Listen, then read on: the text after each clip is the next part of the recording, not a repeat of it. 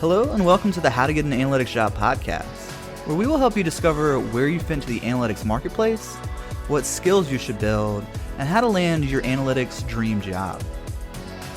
I'm John David, analytics agency owner and educator. And I'm Elizabeth Illig, a private career coach and higher education professional. In this podcast, we will not only help you land your next analytics job, but we will give you the tools and strategies to level up your career. Hey guys, welcome back to the podcast. This episode, we're going to be kicking off the networking month. And we're actually going to be interviewing the networking queen herself, Elizabeth Illig. Hi everyone. I'm excited to be here to chat with you all about networking today. So let's just kick it off with a very broad question. What is networking? I'm glad that you asked. So networking is all about relationship building. So it's grabbing coffee or lunch with somebody, it's getting on the phone with somebody, doing a Zoom or video call, meeting that person at a networking event, or meeting somebody at a conference or a career fair. So it's all about building relationships. And that's what I want you to think of it as. I think a lot of people mistake this as looking for connections from people, or maybe approach it as using people for those connections. And I would highly encourage you not to do that, because really we're trying to build relationships with others. So approach it that way and people will be much more open to talking with you. And we're trying to build relationships so that we can learn things from people, learn from colleagues who are doing things that interest us, working for a company that interests us, maybe working in an industry that interests us. So why is networking important? Because as people, we kind of all have relationships, right? Absolutely. And they can be really valuable. Right. So you're being just a little bit more methodical about how you are building those relationships. Because, I think most students are friends with people who are in their dorm or, on their sports team. So they've kind of almost inherited the relationships that they have up until that point. Absolutely. And so networking is being a little bit more targeted. And certainly the people that you already have relationships with can be helpful in the future. All those people that you go to school with are eventually going to have some really cool careers.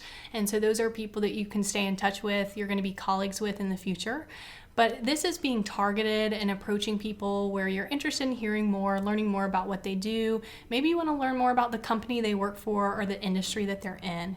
And so networking is really important for a couple of reasons. First and foremost, we know that about 80% of jobs are found via referral.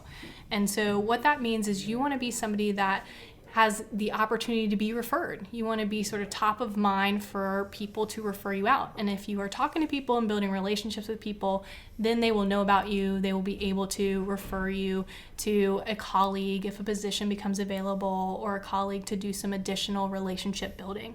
So since we know that about 80% of jobs are found via referral, we want to be top of mind when a referral opportunity comes up. So, hey, I just met with Elizabeth. I think she'd be great in this business analyst role. I'm going to reach out to John David and tell John David about Elizabeth. Second reason is you may find out about what I call the hidden job market. So the hidden job market is when a company has not yet told the public, for a variety of reasons, that a job will become available soon. So this can happen for so many reasons. Let's say somebody's retiring, or the company is about to grow, but they haven't yet announced that. And so by talking with people, you may get some insider knowledge. You may learn about an opportunity that's coming up, or you may be, again, top of mind when that opportunity in the hidden job market does become posted, does get posted, and you can be somebody that, hey, someone might want to refer to that. I actually want to pause here and talk about that kind of from... I was having this conversation with my dad actually a few nights ago of people like to do business with people they know. That's true. So taking the perspective of someone looking to hire an analyst, let's kind of walk through their worldview. So, maybe their company's growing and they need extra help. What is that reality like for them? Yeah, I'm glad that you asked, because I think a lot of times why referrals are so effective is because let's put ourselves in a hiring manager's shoes. So I've been in a position where I've hired people, and what happens is you'll get hundreds of applications. And if John David, who I respect as a colleague, who I know as a colleague, has said, Elizabeth, you should take a look at Sarah Jones, then who am I going to look at automatically first thing? I'm going to go to Sarah Jones's resume and cover letter and say to myself, is she a candidate that I would want to sit down and interview? Instead of going through all of those hundreds of applications, before I do that, I'm going to go to this referral because I respect this colleague who referred me, this person. So it can be really helpful. Now, that doesn't mean I'm not going to go through the other 200, but it does mean Sarah Jones has a little bit of a leg up because I'm looking at her information first and foremost, and I have this already recommendation from somebody. Well, what I was getting at is putting on like the hat of the hiring manager is they're essentially outsourcing the vetting process. So, I'm Mr. Hiring Manager. I sit down and say I need to, create this job opening, and all of a sudden, through Indeed or Monster or LinkedIn job postings, I have 300 resumes. On top of, I have an analytics department or team to manage. So if I can reach out to Elizabeth, who I trust, and the thing about referring people is that there is a small or even potentially large risk to the person who's doing the referring. Mm-hmm. So if you refer someone that's terrible, it's going to look bad on you. So they're kind of leveraging your judgment and your like history with them, and it doesn't really cost you anything. Mm-hmm. It's like yes, I can make this introduction. It takes you 5 minutes versus hours and hours of going through all these resumes online. Absolutely. That's an excellent point. I think you're right. It's a little bit of a vetting situation. It's a little bit of a recommendation from a colleague that you respect and trust. And so why wouldn't you give that person a look? Now, that doesn't mean that person's always going to land that job, but it does mean that that person already has the backing of a colleague that has maybe vetted them, that we respect. And so we probably are going to invite them if they have the right credentials, they have a strong resume and cover letter. We probably want to invite them to at least do a phone interview because they have the backing of this person who we respect. And then it also kind of gets to the point of, we had Fabio Alamini on the podcast a few weeks back. He actually hired someone within Volvo Finance for that position he was looking for. So that's kind of like taking that vetting process to the next level. So he can reach out to this person's manager and say, how did Susan do? Right. What is her strengths? What are her weaknesses? Do you think she'd be a good fit? That's like, taking that outsourcing to a whole nother level because it's someone, within your organization. Mm-hmm. So it's like once you get that first job, going from 0 to 1, getting that first job is like the hardest.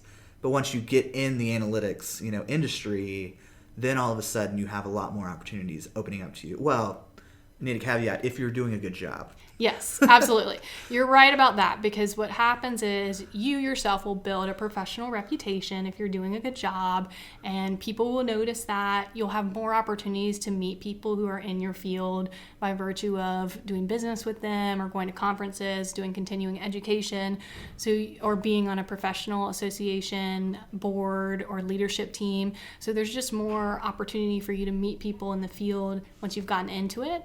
And then certainly in your own organization, once you get that first job, if you're doing a great job and they're thinking about promoting you, or another department is thinking about hiring you for a position, well, they can go to your current hiring manager and say, how's this person doing? What are the strengths of this person? Which that's like by far probably the strongest referral you can get from someone. Absolutely. I mean, if you have already been, that's why I think if you're doing great as an intern and the company has an opportunity for a full-time position, oftentimes we'll see that company will go first to their intern pool because they've already worked with those interns. They like them. They're doing a good job. Hopefully y'all do a good job as an intern.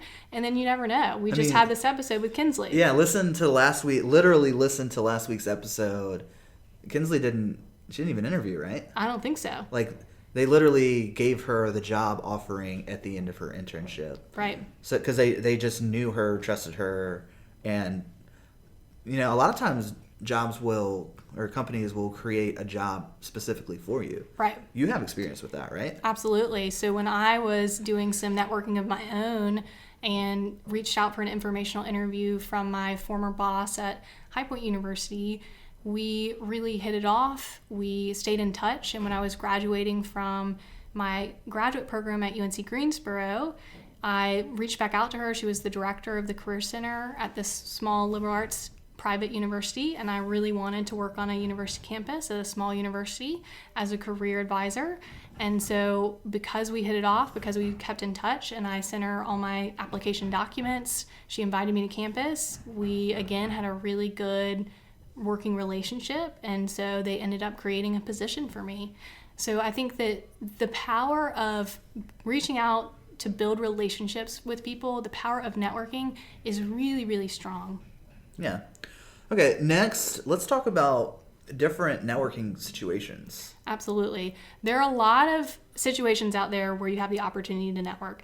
And I would say there are some that are more formal than others. So the formal ones are things like career fairs, networking events, professional networking nights. Let's say you're in a young professional association, they might have a networking night. Or an informational interview, which is where you are reaching out to somebody and asking for some time on their schedule to grab coffee or lunch or do a video chat, talk on the phone about what that person does. So those are what I would call the formal opportunities out there. But then, of course, there are the informal opportunities. You're standing in line at the grocery store. You're on a plane. You are at an event that's a social event and you meet somebody. I mean, you met Chris, who we helped out a few weeks ago just at a social event, right? Yeah. So there are tons of opportunities out there that are what I call informal, where maybe you're just talking to people over dinner, a friend of a friend, and somehow that parlays itself into another relationship. Well, yeah, I think the phrase that I've heard that's relevant here is expand your route.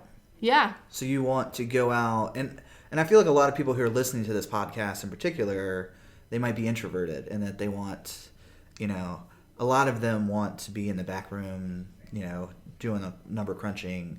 But it's very important to find, or it's key to finding new opportunities to actually being social and plugged in.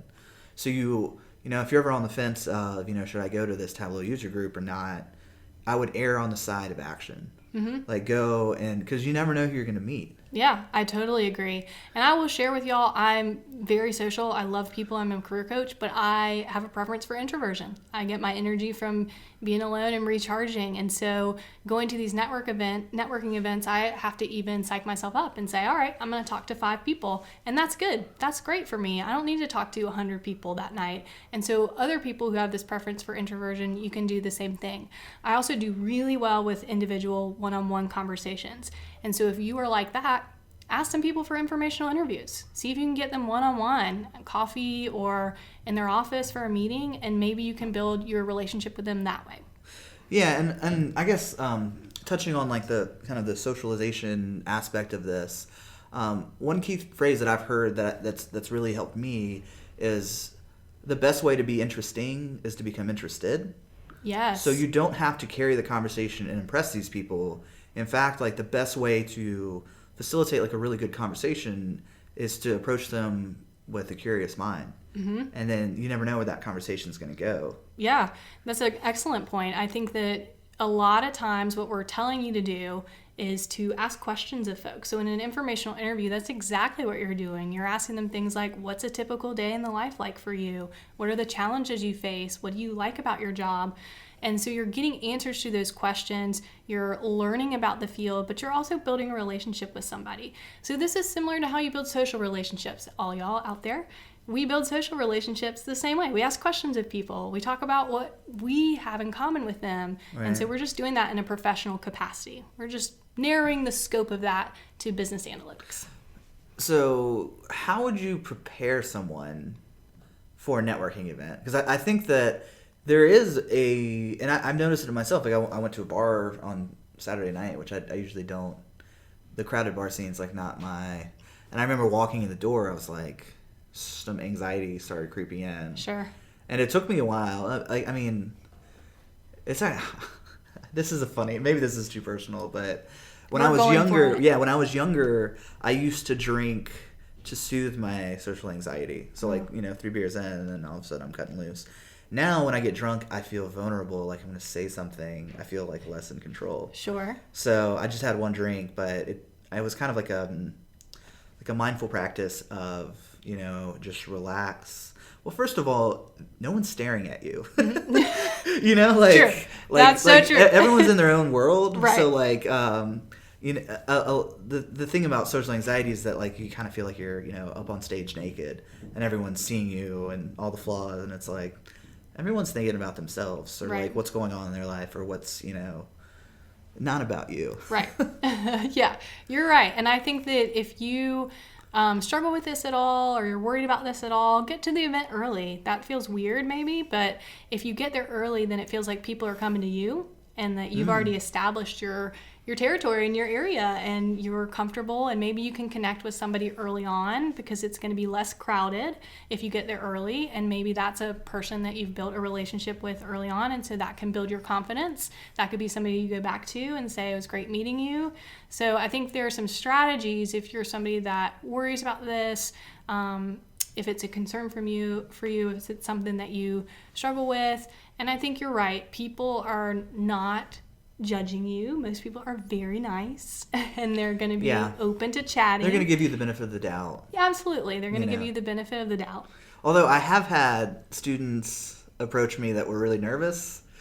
And it was like, you remember in elementary or middle school or high school, where the student giving the presentation was like on the verge of a mental breakdown. Right. And it made everyone in the entire room uncomfortable. Yeah. I did have like one or two conversations like that where right.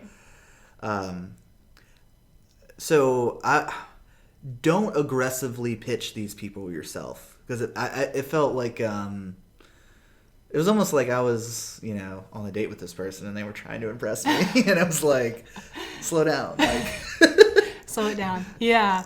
I think it's a balance. You have to tell them a little bit about you and you professionally, but certainly you want to ask questions of them and get to know them and learn from their expertise. So it's a little bit of a balancing act between the two. And you're right about practicing is helpful if you're worried about what you're going to sound like or you're really nervous. Practice with a friend, practice in front of your pet, your dog, your cat, practice with a stuffed animal, practice with your parents. Doesn't matter to me. Practice in the car, but just pretend like you're on the phone when you're driving down the highway. But make sure that you're practicing some questions you want to ask people, some questions that you think you'll get asked. Make sure you practice your answers to those, your introduction, those sorts of things. And you asked me a little bit about how to prepare too. So that's a big one. We want to make sure that we're prepared with questions that we're going to ask of the people we're talking to, but also information about ourselves. So what are the things that are typically asked of us? Things like, tell me about yourself. Ooh, I've got some interesting insight on this specific thing. Okay. You remember you were at the Greater Than the Sum event, right? I was not at that. Wow. Okay. So we had a big event here at HQ Greensboro, which, by the way, is our sponsor. Shout out to them. Shout out to HQ. And there were actually some students there, and one of them was like, I don't feel bad revealing. I'm not like revealing any personal and like information about this person, but they were like bragging to me about their accomplishments, and it was like not impressive to me, which was really odd. And it was like I could just kind of see through it. It's like, you didn't actually do this, or I don't know. I think it was like a weird ego thing.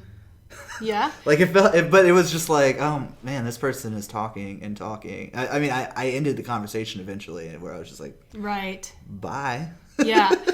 So this is a good example of, you're going to encounter different networking scenarios, and this was a social event, so it's a little bit of an informal Well, also too, event. that I've met this person multiple times and they didn't remember me. Okay. It was like very much about them. Yeah. Like, oh, I heard you were talking about marketing analytics. This is an opportunity for me to talk about myself for 30 minutes, and it's just like, stop. Well, I think this goes back to the balancing act of, especially at face-to-face events that are more, I wouldn't call them necessarily cocktail hours because there doesn't have to be a cocktail involved, but that are more where you're going and talking to different people throughout the event, as opposed to a one-on-one informational interview or one-on-one meeting. When you're in those events where you're going to talk to multiple people, it is up to you to make sure that you ask the people questions, that you are respectful of their time, and you can say some things about yourself. There's no reason why you can't.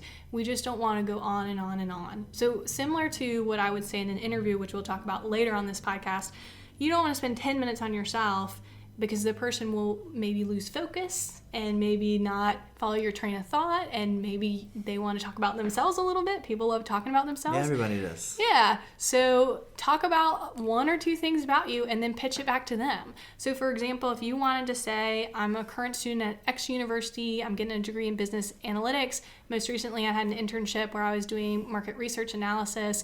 I noticed that you're a market researcher. Wonder if you could tell me how your company is using market research to achieve their goals. Great. We've just asked a question and I've told you a little bit about me, but none of those things sounded super braggy. And we also had a little bit of a balance between me sharing and me asking for you to share.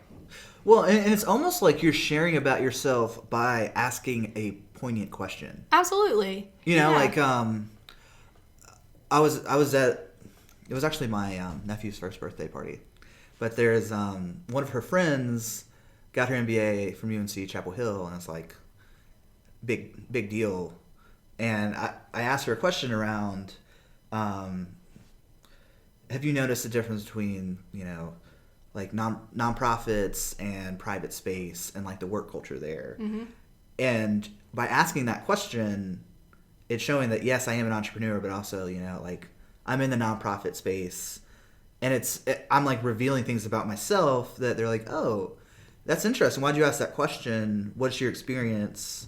You know, because the basis of the conversation was nonprofits are very mission driven, and a lot of times they lack financial expertise. Right. And you know, private practice businesses, it's flipped. Right. A lot of the time, mm-hmm. to where like they don't care about destroying the environment or social causes, but they're making that money. Mm-hmm. You know, but asking a nuanced question like that actually reveals a lot about you. Yeah, I think you're right. And I think you easily could say, oh, that's so cool that you were talking about that. I have been thinking about working with some nonprofits, and then ask your question.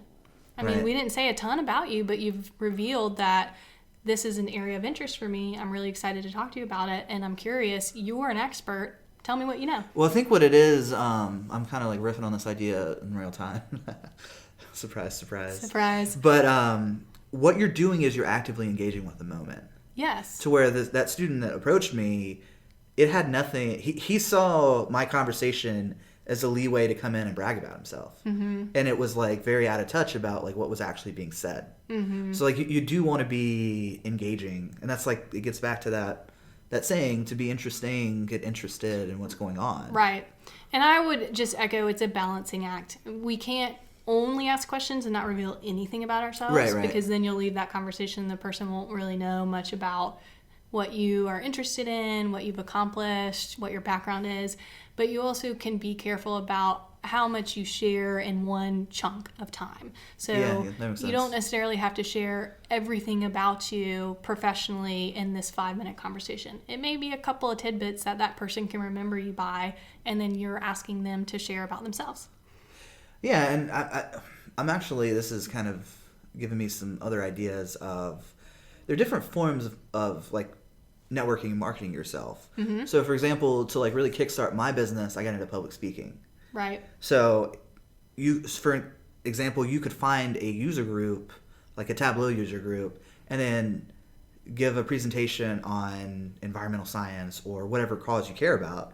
Then you have people, you're demonstrating that you're, you know, maybe not a complete badass expert, but you're using the tools in a way that's interesting, and then all of a sudden you're attracting people to come to you and ask you questions about what's going on. Sure. Yeah, that absolutely could be a way that you can get people who are interested in similar things to chat with you.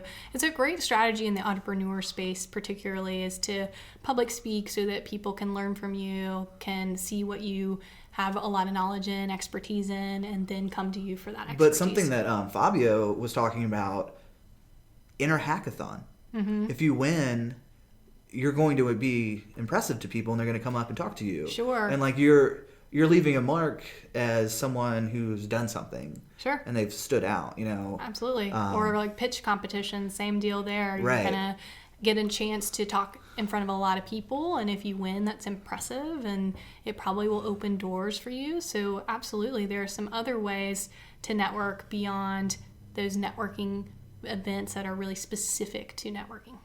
All right, let's get pretty tactical. Okay. Are you ready for this? I'm ready. So, do you have a template or a framework of how to specifically introduce yourself?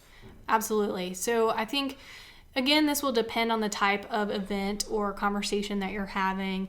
But my favorite approach to the tell me about yourself question, the introduction question, what people call the elevator pitch, which a lot of you probably are familiar with if you've gone through a business school, is the BAG approach. And the BAG approach stands for background, accomplishments, and goals.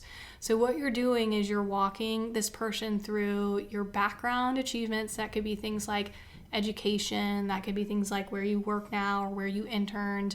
And then your accomplishments, what did you accomplish in those work roles or those course projects? And then your goals. Why are you talking to this person? Why are you excited to talk to them? What are you hoping to do in the future? And that's really what I would cover in your introduction. Now, like we were just talking about, that's going to sound different if we are at an event where we're going to talk to a lot of people, like a career fair or a networking event. We may want to batch that up. So we may not want to do our full 1 to 2 minute elevator pitch. We may just want to create snippets, sound bites, where we say, okay, here's an accomplishment I'm going to tell this person about, and then I'm going to ask them a question. So most recently, I was working as a business analyst, and I was able to create this predictive model that did X. Could you tell me more about Y? So we're not giving them the full background, accomplishments, goals. We maybe are breaking things up into background and a question, accomplishment and a question, goals. I'm really excited to you because I'm into market research, and I saw that you're a market researcher. So we're breaking up these areas of the introduction if we're in those conversations that are going to be more of a networking event, a career fair type of space. If you're in an informational interview, you may do the whole spiel. I mean, oftentimes you'll get this, you'll sit down and somebody will say, tell me a little bit about you. And so that's when you have the opportunity to give a little bit of that 1 to 2 minute full spiel of the BAG approach. That makes sense. Well, okay, so we just talked about starting the conversation. Let's actually close out this podcast episode on how do you follow up once that conversation is done? Yes, absolutely. So I recommend within 24 hours of making this connection, building this relationship with somebody, go ahead and reach out with a nice thank you email. And simply say, thank you for chatting with me at X event last night, or thank you for taking the time to talk with me yesterday, if it's more of an informational interview, and say something that you talked about, that you learned from them, and then close out with a very nice, I'll keep you updated. This was incredibly helpful. Put it in your own words. But essentially, we want to send a nice thank you email within 24 hours. And then I think what happens and what I see often is that people will send this follow-up email, this thank you email, and then they won't follow up long term. And so that's where you really do have an opportunity to keep this relationship alive if you follow up monthly or even bi-monthly. And you're able to reach back out to that person whenever something happens in your career. Let's say you got a new job, or you just landed an interview, or you just talked to somebody else who was super helpful and you're updating them about that. Or you can ask them for resources, for information. Hey, I'm really interested in learning more about X. What YouTube videos do you recommend? What content do you recommend? What boot camps? What journals or newspapers, whatever? You can ask them for some resource advice if you don't really have a career update. So that's where I see that people forget to or worry about following up, but I would absolutely follow up monthly or bi-monthly. You can put a notification on your calendar, and that will help you to just keep that relationship alive. I'm going to guess, and I think all of that is great. You may also want to find organizations that they're a part of. Yeah, absolutely. And join them, because then that's a very organic way that's a touch point. Absolutely. Like seeing them, if they care about, like if they're the Tableau user group leader, go to that event. That happens quarterly. That's 4 touch points a year. Or maybe they care about, city problems. Start going to like the city governance meetups, or I guess that's a bit of a stretch. But you know what? I think that those are excellent points, because there are going to be ways for you to see this person professionally outside of just an email. Let's say that they do something really cool or they're in the news. Send them a congratulations email. Hey, I just saw that you got awarded X. That's awesome. Congratulations. If they're giving a talk, go yeah, to the talk. You could go to the talk. I mean, there are a lot of ways to keep this relationship building and keep it alive. And so I think that's where I want y'all to follow up and, don't be obnoxious.